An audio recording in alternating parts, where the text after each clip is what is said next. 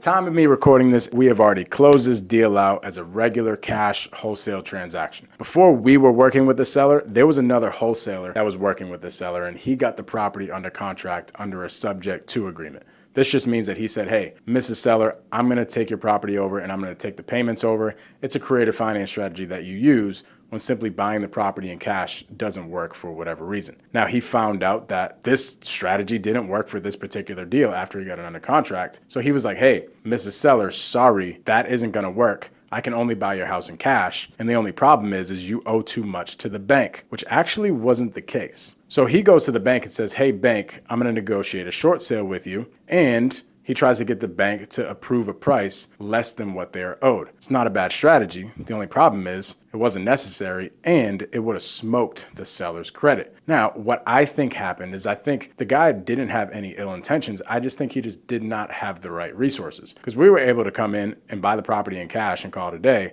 and wipe the bank out and prevent the seller from facing foreclosure and not have to do any sort of creative finance, which is what you'll see today in this call.